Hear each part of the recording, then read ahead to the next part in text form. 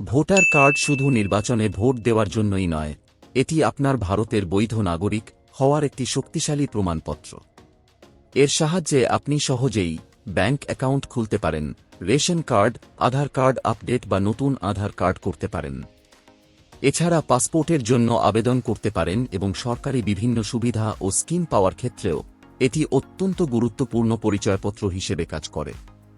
আপনি যদি পশ্চিমবঙ্গের বাসিন্দা হন এবং 2026 সালে নতুন ভোটার আইডি কার্ড পেতে চান, তাহলে এখনই সময়। এই ভিডিওতে আমি আপনাকে দেখাবো 2026 সালের নতুন নিয়ম অনুযায়ী কিভাবে সম্পূর্ণ অনলাইনে ভোটার কার্ডের জন্য আবেদন করবেন। আমি পুরো প্রক্রিয়াটি স্টেপ বাই স্টেপ খুব সহজ ভাষায় ব্যাখ্যা করব, অফিসিয়াল ওয়েবসাইট থেকে শুরু করে ফর্ম পূরণ, ডকুমেন্ট আপলোড এবং সাবমিট করা পর্যন্ত সবকিছুই।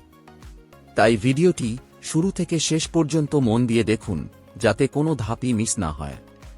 চলুন তাহলে আর দেরি না করে ভিডিওটি শুরু করি। প্রথমে গুগল ওপেন করে টাইপ করবেন ন্যাশনাল ভোটার সার্ভিস পোর্টাল। তারপর সার্চ করবেন, সার্চ রেজাল্টে প্রথম যে লিঙ্কটা আসবে সেই লিঙ্কে ক্লিক করবেন। লিঙ্কে ক্লিক করার সঙ্গে সঙ্গে national voter service portal open হয়ে যাবে। পোর্টালের লিঙ্ক ভিডিও ডিসক্রিপশনে দেওয়া আছে, লিঙ্কে ক্লিক করে ডাইরেক্ট এই পোর্টালে আসতে পারবেন। পোর্টালে আসার পর সাইন আপ অপশনে ক্লিক করবেন। ক্লিক করার পর এই রকম ইন্টারফেস আসবে। এখানে ইন্ডিয়ান রেসিডেন্ট ইলেক্টর সিলেক্ট হয়ে থাকবে। জাস্ট এখানে মোবাইল নাম্বার এন্ট্রি করবেন এবং এখানে ইমেইল আইডি এন্ট্রি করবেন যদি থাকে। তারপর ক্যাপচা বক্সে ক্যাপচা এন্ট্রি করে কন্টিনিউ অপশনে ক্লিক করবেন। কন্টিনিউতে ক্লিক করার পর এই রকম ইন্টারফেস আসবে। যার নামে লগ ইন আইডি তৈরি করছেন, এখানে তার নাম এন্ট্রি করবেন এবং এখানে লাস্ট নেম বা টাইটেল এন্ট্রি করবেন। তারপর রিকোয়েস্ট ওটিপি অপশনে ক্লিক করবেন। রিকোয়েস্ট ওটিপিতে ক্লিক করার পর মোবাইলে ওটিপি আসবে। ওটিপির ঘরে ওটিপি এন্ট্রি করে ভেরিফাই অপশনে ক্লিক করবেন। ওটিপি ভেরিফাই হবার পর আপনার লগ ইন আইডি ক্রিয়েট হয়ে যাবে। তারপর লগ ইন সেকশনে আসবেন। এখানে রেজিস্টার মোবাইল নাম্বার এন্ট্রি করবেন। তারপর ক্যাপচা বক্সে ক্যাপচা এন্ট্রি করে রিকোয়েস্ট ওটিপি অপশনে ক্লিক করবেন। রিকোয়েস্ট ওটিপিতে ক্লিক করার পর রেজিস্টার মোবাইলে ওটিপি আসবে। জাস্ট ওটিপির ঘরে ওটিপি এন্ট্রি করে ভেরিফাই এন্ড লগ ইন অপশনে ক্লিক করবেন। লগ ইনে ক্লিক করার পর অ্যাপ্লিকেশন ড্যাশবোর্ড ওপেন হয়ে যাবে। এখানে অনেকগুলো অপশন পাবেন। এই অপশনগুলোর মধ্যে new voter registration fill form 6 অপশনে ক্লিক করবেন। ক্লিক করার পর অ্যাপ্লিকেশন ফর্মও ওপেন হয়ে যাবে। প্রথমে নিজের রাজ্যের নাম সিলেক্ট করবেন। তারপর এখানে ডিস্ট্রিক্ট সিলেক্ট করবেন। ডিস্ট্রিক্ট সিলেক্ট করার পর অ্যাসেম্বলি কনস্টিটিউয়েন্সি অর্থাৎ বিধানসভার নাম সিলেক্ট করবেন। তারপর নেক্সট অপশনে ক্লিক করবেন। নেক্সটে ক্লিক করার পর পার্সোনাল ডিটেলস এন্ট্রি করার অপশন আসবে। এখানে আবেদনকারীর নাম এন্ট্রি করবেন এবং এখানে বাংলা ভাষায় আপনার নাম অটোমেটিক চলে আসবে। বাংলায় যদি বানান ভুল আসে, তাহলে এই কিবোর্ড অপশনে ক্লিক করে বানান ঠিক করতে পারবেন। তারপর এখানে নামের টাইটেল এন্ট্রি করবেন। তারপর এখানে আবেদনকারীর ছবি আপলোড করবেন 2 MBর মধ্যে জেপিজি ফরম্যাটে। তারপর নেক্সট অপশনে ক্লিক করবেন। নেক্সটে ক্লিক করার পর গার্জেন তথা রিলেটিভের ডিটেলস এন্ট্রি করার অপশন আসবে। এখানে অ্যাপ্লিক্যান্টের রিলেটিভ টাইপ সিলেক্ট করবেন। তারপর এখানে রিলেটিভের নাম এন্ট্রি করবেন এবং লাস্ট নেম বা টাইটেল এখানে এন্ট্রি করবেন।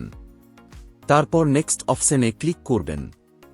নেক্সটে ক্লিক করার পর কন্ট্যাক্ট ডিটেলস এন্ট্রি করার অপশন আসবে।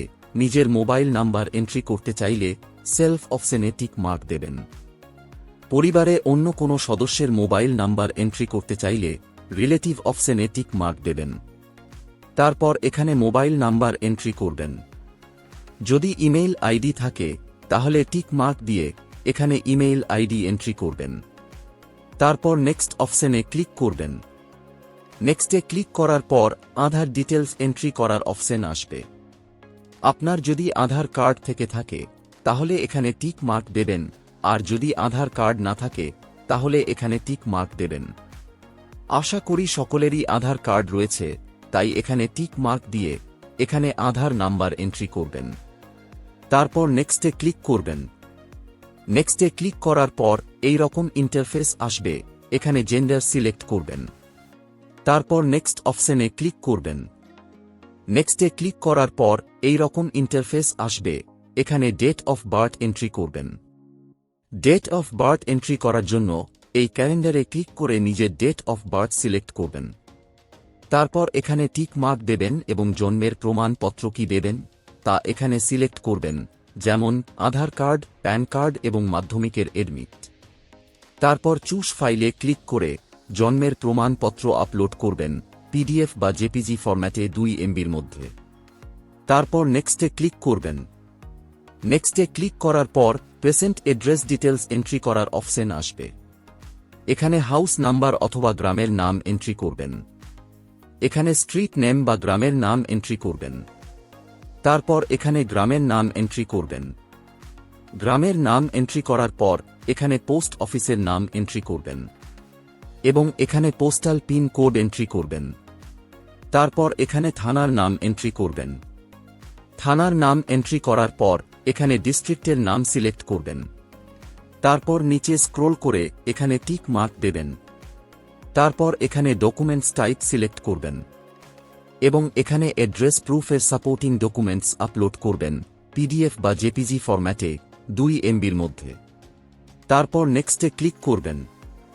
নেক্সটে ক্লিক করার পর এই রকম ইন্টারফেস দেখতে পাবেন। আবেদনকারী যদি ফিজিক্যাল হ্যান্ডিক্যাপড হয় তাহলে তার ডিটেলস এখানে এন্ট্রি করতে হবে। এখানে হ্যান্ডিক্যাপড ক্যাটাগরি সিলেক্ট করবেন এবং এখানে সার্টিফিকেট আপলোড করবেন।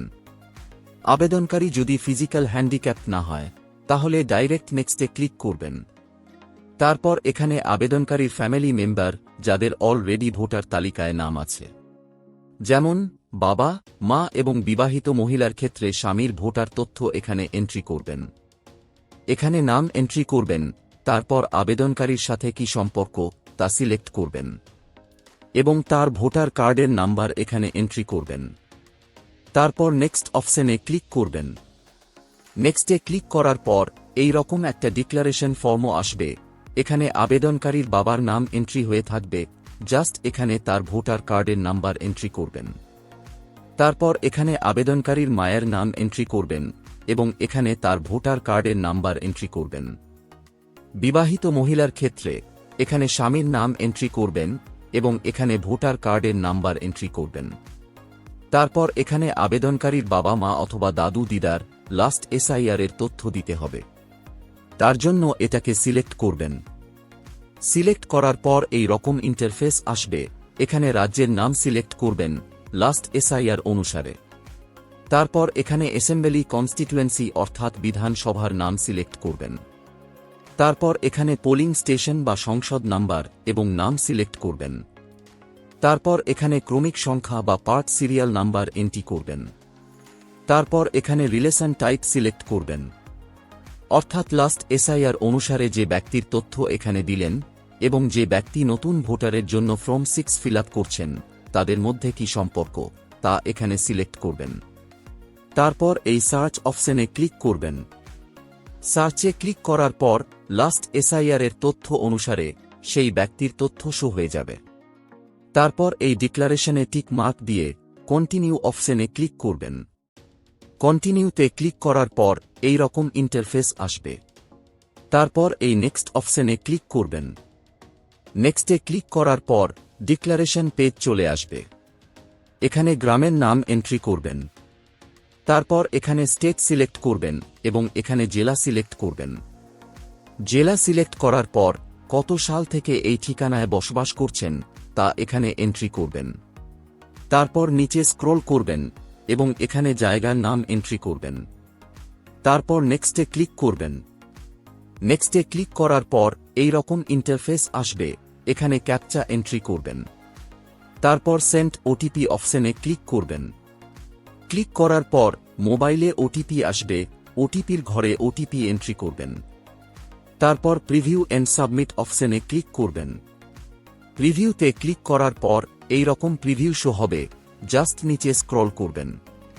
তারপর সাইন এন্ড সাবমিট অপশনে ক্লিক করবেন।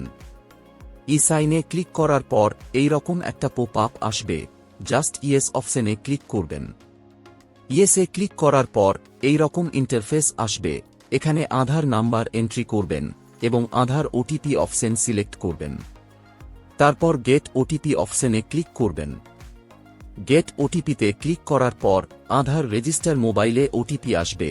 জাস্ট ওটিপির ঘরে ওটিপি এন্ট্রি করবেন। তারপর সাবমিট অপশনে ক্লিক করবেন। সাবমিটে ক্লিক করার সঙ্গে সঙ্গে এই রকম একটা মেসেজ শো হবে, your application has been submitted successful. তারপর ডাউনলোড অ্যাকনলেজমেন্ট অপশনে ক্লিক করে অ্যাকনলেজমেন্ট কপি ডাউনলোড বা প্রিন্ট আউট করে নেবেন। আশা করি এই ভিডিওটির মাধ্যমে আপনাদের নতুন ভোটার কার্ডের জন্য অনলাইন আবেদন পদ্ধতি স্টেপ বাই স্টেপ বোঝাতে পেরেছি। যদি আপনারা আরও কিছু জানতে চান বা কোনো প্রশ্ন থাকে তাহলে নিচে কমেন্ট বক্সে কমেন্ট করতে ভুলবেন না। ভিডিওটি যদি ভালো লেগে থাকে তাহলে লাইক, শেয়ার এবং চ্যানেলকে সাবস্ক্রাইব করতে ভুলবেন না। এই ভিডিওটি এতক্ষণ দেখার জন্য আপনাকে অসংখ্য ধন্যবাদ।